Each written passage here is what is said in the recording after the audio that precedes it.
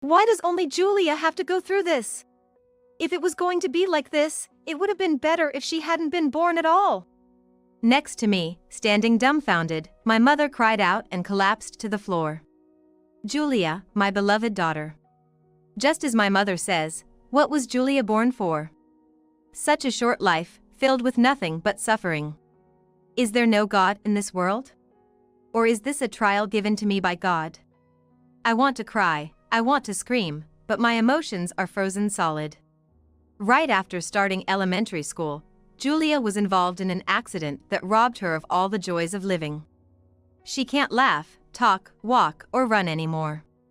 She's been in a vegetative state for 7 years.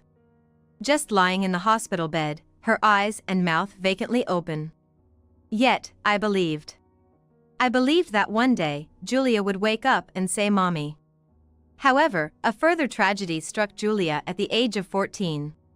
Incredibly, she was pregnant. Unable to move, to communicate, still just a 14-year-old child, Julia was. Who did this? Who could do such a terrible thing? Next to me, seething with rage as we listened to the doctor's explanation, my husband, shaking with anger, spoke up. We don't need a DNA test. I don't even want to know who the perpetrator is. Quietly, yet clearly, my husband declared this and stood up. Why did my husband say such a thing? Pulling my hand in shock, he led me out of the medical office, returning silently to Julia's hospital room. And there, he uttered something unbelievable. With a faint smile. I'm Tina, 38 years old. A family of 3 with my husband and daughter. I've been with Ken, a year older than me, since college, and we got married about a year after graduating. I quit my first job after just 6 months. The job was demanding, and the interpersonal relationships within the company took a toll on my mental health. My first job failure cast a long shadow over my future. I was terrified of going for another job interview. Maybe I'm just not suited for society. No way. You were able to keep up with a part-time job for 4 years, right? It's just that this company wasn't the right fit for you. Even when I became reclusive at home, Ken continued to invite me out on dates. Our dates back then involved drives and visiting places surrounded by nature, and I was happy to feel Ken's considerate feelings for me. One day, while driving to the beach. If you're so scared of getting a job, why not marry me? Walking along the shore, I looked at Ken, and the next moment, we both burst into laughter. Stop it, don't joke about that all of a sudden. My face turned bright red with embarrassment and joy, and all I could do was laugh it off. Would you be mad if I said I was serious? I've thought since college that if I were to marry, it would only be Tina. If being a shut-in is wasting your time, maybe changing the environment by getting married isn't a bad idea. Moved by Ken's kindness, I found myself tearing up. Take your time and think about it. Sooner or later, I was planning to propose to Tina anyway. Even as I began to calm down mentally, I was too scared to leave the house at that time. Despite wanting to do something about it, I hated how I couldn't move. It felt like Ken showed me a ray of light. Soon after, we got married and started living together. Ken found a room for us near my parents' house. I will protect Tina for the rest of my life. My parents were a bit conflicted about our decision to marry, but in the end, they accepted and supported us. I think Ken's seriousness and sincerity reached them too. We faced no opposition to our marriage from Ken's parents. My in-laws live in the countryside, a 3-hour drive away, and it seems Ken has no intention of moving back there. Don't worry about us, just come and visit once in a while. My sister-in-law had married a few years earlier, and now it's just the 2 of them enjoying their life together. For me, carrying anxiety in my heart, this sense of distance from my in-laws was truly a blessing. Married life changed my surroundings drastically, just as Ken had said. Becoming a stay-at-home mom and taking on all the household chores, Ken thanked me every day. Thanks so much. Tina's such a great cook, I just can't help but overeat. Really? There's more, so eat up. Being married to Tina, I really am the luckiest guy. I'm actually useful to my husband. These small, real moments gradually helped me regain my confidence. Then, something I hadn't anticipated happened. About 6 months into our marriage, I found out I was pregnant. The pregnancy was nothing but a source of fear for me. With lingering anxiety about being able to function as an adult, could I really raise a child? I decided to share my feelings honestly with Ken. I'm really happy this child is coming to our home. Ken's words gave me an epiphany. So, this child chose me? I hadn't thought of it that way. You know, I was a child of a 39-year-old mother. I always envied kids with younger parents. Now, I'm really happy I can be that young parent. It seemed my in-laws married late, as they were both in their 60s when we went to announce our marriage. Seeing Ken happy about being a young dad made me gradually share in his joy. Yeah, you're right. This child chose me. It's something to be happy about. Filled with anxiety and focused only on myself, I suddenly felt embarrassed by my previous attitude. Ken was incredibly supportive throughout the pregnancy, and I felt truly lucky to be married to him. We had a girl. Our daughter's first cry was the sound of our angel arriving. I'll never forget the emotion of holding her for the first time. The weight of our daughter in my arms, though small, was enough to make me feel the weight of life. Thank you for being born to me. No matter what happens, I'll protect you. I found myself naturally speaking to our newborn daughter. I believe it was my declaration as a mother. Our daughter Julia grew up healthy and lively. Raising her with Ken, though challenging and filled with laughter every day, was a struggle. Going for checkups, making our park debut, taking her to visit her grandparents, raising Julia made me feel stronger. When Julia turned 3, I started working lunchtimes at a nearby cafe. 5 years since my employment setback. It was a release from a long period of suffering. The dreaded call came shortly after Julia started elementary school and a major holiday had ended. Hello, please stay calm. Your daughter has been involved in a serious accident. I don't remember how I responded, but after hanging up, I immediately contacted Ken and we rushed to the hospital where Julia was taken. The throbbing pulse in my ears only grew my anxiety. God, please save Julia. Arriving at the hospital, we found that emergency surgery was underway. Ken, who arrived later, found me sitting, head in hands, and hugged me. It's gonna be okay, Julia will definitely be okay. It sounded like he was reassuring me, but also convincing himself. After a long, long wait, we sat silently in the waiting room until Julia's surgery was finished. When the in-surgery sign turned off and the doctor came out, Julia had survived, but she was unconscious and in a critical condition. She's alive. Just knowing that, I thanked God at that moment. While supporting a sobbing me, Ken also repeated, "Thank goodness, really, thank goodness." At that time, we truly felt that way. According to the police, the accident was caused by a man in his 20s working at a restaurant, who had been drinking until early morning. His drunk driving led his car to crash at high speed into a group of elementary students walking to school. The man had taken a residential street as a shortcut, not sober yet, eager to get home, unaware it was a school route at that time. Fortunately, the other children only suffered minor injuries, but that fact weighed heavily on my heart. Why only Julia? Why this fate? Faced with this harsh reality, I couldn't help but utter those words. Days passed since the surgery, and Julia's consciousness did not return. Her vaguely open eyes stared at the ceiling today, too. Julia was in a vegetative state. Yet, we were grateful that Julia was alive. Even when I found myself crying, having Julia right in front of me was what I loved the most. Good morning, Julia. It's pretty hot outside today. Listen, Mommy messed up at work.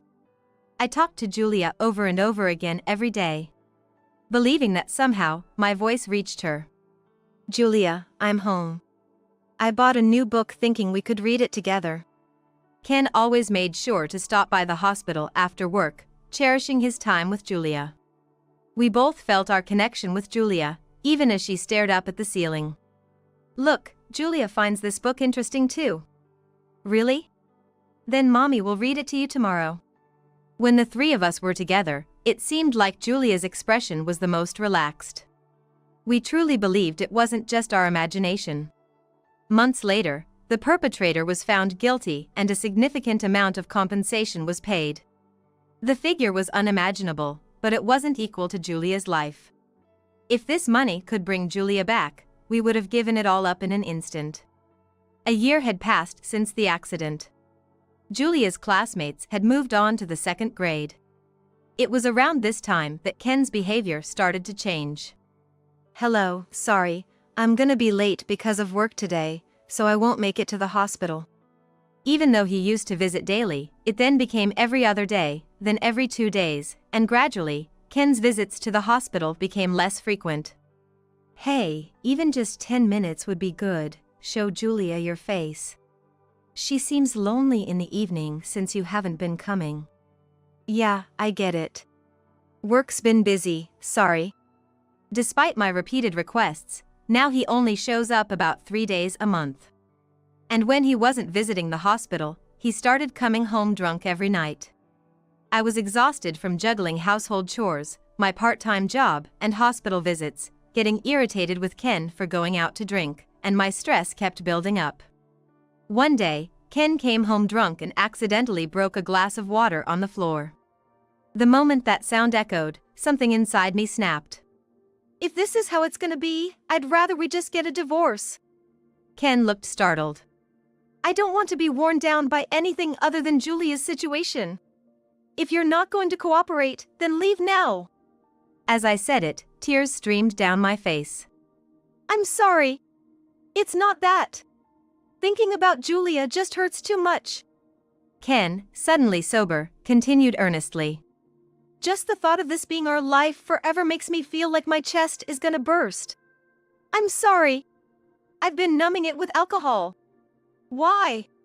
Then how am I supposed to numb this pain? If I run away, who's gonna take care of Julia? We were both utterly exhausted. I'm really sorry. That night, we cried in each other's arms. The year we spent hoping and waiting for Julia to wake up carried its own weight and a sense of finality. It's those moments when the goal seems unreachable that feel unbearable. I can't even think about being away from Julia and Tina. I'm sorry. I'll do better, both as a father and a husband. I knew Ken was struggling, but hearing him put it into words somewhat eased my anger, and I decided to trust his words one more time. Unaware of the terrible betrayal that was to come from him. For years after the accident, Julia turned 11. That year, we received a rare call from Ken's parents. It seems like my sister got divorced and came back home. According to Ken's mom, his sister had been caught misusing family funds and was divorced. She was being asked to pay back the misused funds and child support. My sister's job hunting, so they asked if we could send some money for a while. Is that okay? If it's just until she finds a job, I guess it's unavoidable. But why did your sister misuse the family's money? Having lived far from Ken's sister, I had only met her a few times, and she seemed to be a quiet and unassuming person. Apparently, she was trying to impress her friends by treating them, and it went on for years. She didn't seem the type to do that. But we're stretched thin with Julia's situation, so we can't help much. Yeah. I'll manage within my salary, so don't worry, Tina. Okay. In reality, apart from my part-time income, Ken managed all our finances. When we first got married, I was unstable and a stay-at-home mom, and Ken was really reliable in that area. He took care of all the hospital procedures and payments for Julia, so I felt at ease leaving it to him. However, around this time, Ken started to decrease his hospital visits again. Julia. Daddy got promoted to section manager. I might not be able to visit as much, but I'm gonna work hard for Julia and Mommy. One day, after work, Ken came to the hospital and told Julia while stroking her head. Wow, that's amazing. Julia, Daddy's amazing, huh? Julia, as always, looked up but her face seemed happy. Thanks. But I'll be coming home late and there'll be more business trips. I might make you two feel lonely, sorry. Ken explaining properly to Julia made me feel less anxious than before. We three can keep going strong. I thought so. 2 years had passed since Ken's work really picked up, and he stopped visiting the hospital. One day, a hospital clerk mentioned, "This month's hospital payment hasn't been made yet?" I thought to contact Ken, but he was on a business trip to Kentucky until the day after tomorrow. The hospital payments were cash only, so I decided to sort it out myself and check the bank accounts. I casually checked the balance in an account. I was shocked to see the compensation money had more than halved. Even though Julia's hospital fees are high, this decrease was too much. I immediately called Ken. Hey! The money for Julia has more than halved. What did you spend it on? My heart was pounding. What if this money runs out and we can't pay the hospital bills? Our salaries alone wouldn't cover it. After a while of silence, Ken finally spoke. I told you before about sending money back home, right? And since becoming a section manager, socializing costs more. It can't be helped, can it? Sending money back home? Your sister still hasn't found a job? And you promised that the remittance would come from your salary, right? So, Ken had been sending money to his family for 2 years? That money was paid for Julia. Without it, we can't make it on just our earnings. There's still plenty left. And who knows how long Julia has to live anyway. What? I was shocked by Ken's words. He had given up not just on Julia waking up, but also on her living. Realizing my silence, Ken seemed to panic. My salary going up, it'll be fine. Don't worry. Gotta go back to work, talk later. And with that, the call ended. That was the moment distrust sprouted in me. I took the bank card, paid at the hospital, and then headed to my parents' house. When Ken returned from his trip and I told him about the bank account, he became furious. He started throwing furniture in the living room and knocking things off shelves. I had never seen Ken so enraged. I need some solace too. These 7 years, thinking about Julia not recovering scared me to death. He shouted, throwing things on the floor indiscriminately. He was like a child throwing a tantrum because he didn't get his way. What's wrong with using money to distract myself? That included compensation for the family too. Is family just you? Have you ever considered my feelings? I told you before, when do I get to take a break? Stop saying things just to suit yourself. Without waiting for Ken's reply, I firmly stated. From now on, I will manage Julia's money. Okay? Ken, with clenched fists shaking, glared at me silently, then sighed heavily as if deflated. Fine then. I won't put a single dime into this house anymore. I'll use my money for my family and for going out drinking. So don't you complain. With those words, Ken stormed out of the house. From that day, he truly didn't return home. Unable to make ends meet on just my part-time salary, I consulted with my parents and decided to move back in with them. It's okay. We'll support you and Julia. You're trying too hard on your own. I never realized until now how powerful my parents' love could be for me. Are you going to sell the house? If you're thinking about divorce, I'll look for a lawyer. Thank you. But I need to think about it a bit more. I have distrust towards Ken. Still, I wanted to avoid the situation where Julia wakes up to find her familiar home gone. So, both Ken and I continued to pay the rent for the house, even though we weren't returning to it. I still believed. Believed that one day, Julia would wake up and say Mommy. Believed that Ken would return to being the kind, loving father Julia remembered. 7 years have passed since the accident. Julia had turned 14. Even without consciousness, her body kept growing. Her small body from when she was in first grade had limbs that had lengthened, and she was beginning to take on a womanly figure. Hey Julia, if things were normal, you'd be wearing a school uniform by now. Maybe you'd have your first crush? As I spoke to Julia, I found myself unable to stop the tears. Half a year has passed. Ken hadn't visited Julia even once. Where had the kind husband who adored Julia gone? I felt like I was being crushed by an endless anxiety. One day, after finishing my part-time job and heading to the hospital, I noticed something odd when I lifted the hem of Julia's pajamas to wipe her body. Julia's lower abdomen seemed slightly protruded. Given that Julia received nutrition through a tube in her stomach, lifting her pajamas usually highlighted her thinness. The bulge in her lower abdomen stood out oddly against her slender frame. Could it be an illness? Worried, I immediately called for a nurse. After explaining the situation, the nurse quickly brought in the attending physician, but the examination's result was unimaginable. I immediately called Ken. Please, come to the hospital quickly. What's happened to Julia? Julia is pregnant. There's a baby in her belly. Unable to hold back my sobs, Ken softly said, "Understood.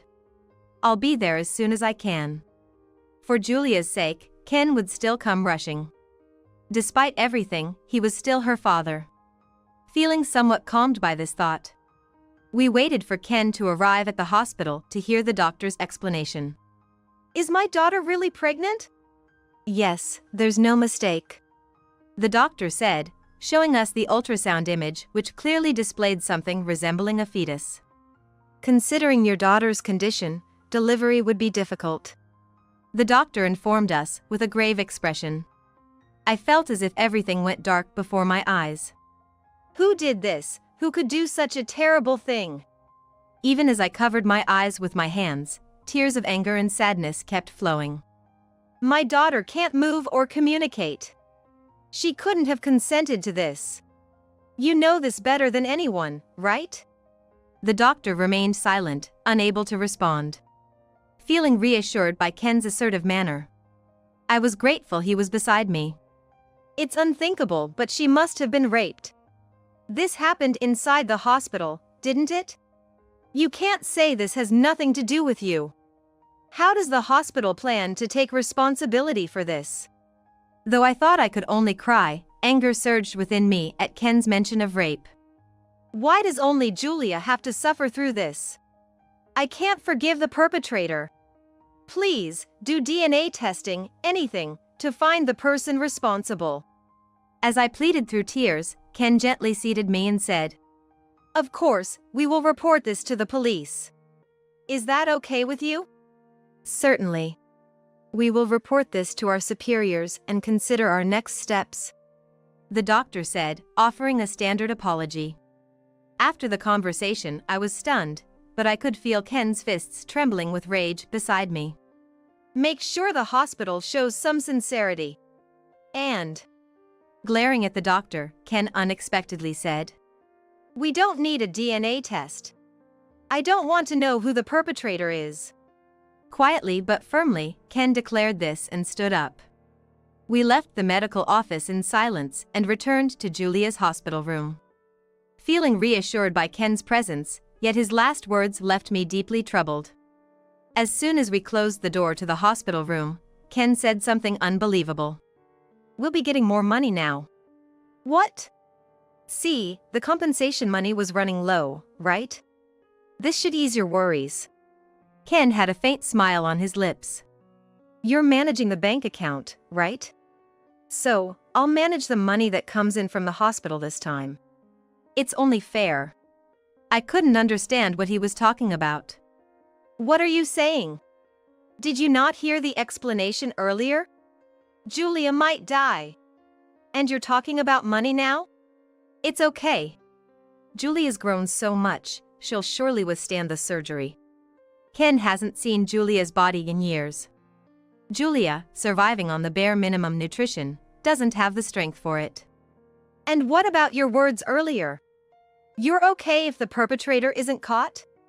Julia was subjected to something terrible. Then, Ken's face contorted for a moment. I don't want to know. If I see that guy's face, I might lose it. I can't take any more bad feelings. It's too much to bear. Not wanting to deal with bad feelings? Unable to bear it? Julia is the one actually experiencing it right now. She's being told to endure because you can't?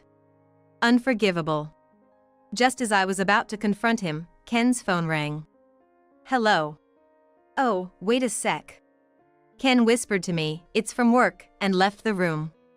I instinctively thought it was a woman. The moment he put the phone to his ear, I could see his lips relax. I could hear Ken's voice in the hallway. Yeah, it's okay. How about going to the spa next time? Looks like we'll be getting some money. Yeah, I'll come home early today. Ken was having an affair. I was sure of it. The compensation money had diminished because he was spending it on that woman, or planning to. If that was true, it was unforgivable. Sorry, gotta go back to work now, Ken said, then left the hospital room without even looking at Julia. I stepped out of the room too and immediately called my dad. On the day of the surgery, my parents came to the hospital to encourage Julia with "You can do it." Ken was there too, but only exchanged a few words with my parents. Ken, sitting with his head down, looked sad, as if praying for the surgery to go well, but I couldn't trust his appearance anymore. The day before, I had a long talk with Julia. How happy I was when she was born, how much I loved her, how her smile always saved me, and how grateful I was that she chose me as her mom. Julia, I'm so sorry for making you go through so much pain. I promised to protect you, and I really am sorry. I will never forgive the people who hurt you. The surgery was successful, but Julia's strength did not last. Even after the surgery, Ken did not come to see Julia. He was running away. Unable to face reality, probably what he would say. Less than a month later, surrounded by me and my parents, Julia passed away. Why does only Julia have to go through this? It would have been better if she hadn't been born at all. Next to me, standing dumbfounded, my mother cried out and collapsed to the floor. Just as my mother says, what was Julia born for? Such a short life, filled with nothing but suffering. Is there no God in this world? Or is this a trial given to me by God? I wanted to cry, I wanted to scream, but my emotions were frozen solid. A few days after Julia's funeral, the investigation, based on the DNA from the aborted fetus, progressed, and the perpetrator was caught. It was a male nurse working at the hospital. I was so angry, so furious, that for the first time, I screamed and cried loudly. I wanted to tear him apart with my own hands. Maybe my feeling of atonement for not being able to protect Julia was too strong. After the memorial service for Julia, when things had calmed down, I brought up divorce to Ken. We decided to have our last conversation in the house where we lived as a family of 3. I thought he would agree to the divorce smoothly, but Ken resisted. No! Why do we have to divorce? Julia is gone, and we can finally return to a normal life. I couldn't believe Ken could say such a thing so casually. Let's start over as a family from scratch. Julia left us this money thinking about our future. The compensation money is Julia's last gift to us. What? It seemed Ken had said something he shouldn't have. Any residual feelings I had for him vanished without a trace. Restart our family with money? Such words could only come from a monster. I know about your affair. You're living with her now, right? I have all the evidence. What are you going to do about her? The day Ken smirked about more money coming in, I had asked my father to hire a detective agency to investigate Ken. No, that's different. It was just for fun, like drinking. It was just to distract myself from the unbearable pain. I'm going to break it off soon. It wasn't serious. For just fun, it's been going on for 3 years. I had everything about the money investigated too. Ken had been sending $4,000 to his family until I took away the bank. Your sister is still not working, right? Ken was panicking. He probably thought the details wouldn't be discovered since he withdrew everything in bulk. I got a call before. Only $2,000 was transferred this month. They said they can't pay child support for your sister's child with that. In addition to sending money to his family, Ken was also paying the child support and the repayments his sister was charged with. I thought, since we're family, I should help out. Since Julia's money is also for the family, I figured a little bit would be okay. I sighed deeply. Ken had even rented an apartment for his mistress and was now supporting her living expenses. It can't be helped. She saved me. She supported me. She was my only escape. She was happy when I gave her money and relied on me. Because of that, I could face reality. Ken's reasoning infuriated me. What? You haven't been facing reality. You didn't visit Julia because you felt guilty, didn't you? You were scared to face her, running away from Julia, weren't you? But I truly love Julia. That's absolutely not a lie. I knew that, of course. Maybe Ken's heart had already broken over these 7 years. Maybe my heart is broken too. But I wanted him to stay as Julia's father until the end. You're weak and cowardly. When things get tough, you just run away. Return to a normal life after Julia is gone? That's impossible, coward. I will never forgive you. I was. In front of a sobbing Ken, I silently placed the divorce papers. And then I left the house we had continued to pay rent for, without either of us returning to it. Afterward, with a lawyer involved, Ken and I had another discussion and then we divorced. He agreed to deduct the money for the property division, alimony, and the money he misused personally. I thought my revenge was accomplished by finalizing our divorce. If Ken truly faced reality and started a new life with his mistress, then so be it, I was ready to forgive. But as expected, Ken avoided reality. Guilt towards me and Julia drove him to alcohol, and the woman, disgusted, left the house. Yes, I knew this would happen. With the money coming in, Ken quit his job and drowned in alcohol from morning, but such a life would quickly deplete the funds. Unable to stop drinking, he eventually couldn't pay the rent and returned to his parents' home. Now he's hospitalized for alcohol dependency treatment, with his sister working to contribute to the living expenses. My mother-in-law, begging for money, told me everything over the phone. Please, send money for his treatment. You have plenty, right? You're the only one we can rely on now. I was dumbfounded. Even after Julia's death, they were still eyeing her money. Ken and his sister, indecisive and trying to please everyone, were quite alike. It's not necessarily a bad trait, but the moment they stopped considering others, they had already lost their way. Weakness can be a strength, but also lead to evil. I don't have any money to spend on him. Everyone should pay for their own actions. Julia's money has been put to good use, and not a penny is left. I said and hung up the phone. After the divorce, I found a job and moved out of my parents' house. I subtracted the alimony from my husband and his mistress, and the remaining compensation money from Julia was all donated to a charity supporting children affected by traffic accidents. Even now, I sometimes think about what my mother said in the hospital room. Would it have been better if Julia had never been born? I can't definitively say that. It's something Julia herself should decide, and it's wrong for anyone else to label her existence as unfortunate. I am deeply grateful for having met Julia. The time spent together is irreplaceable and taught me so much. Bearing Julia's teachings in my heart, I plan to continue living my life, acknowledging my weaknesses and firmly facing reality.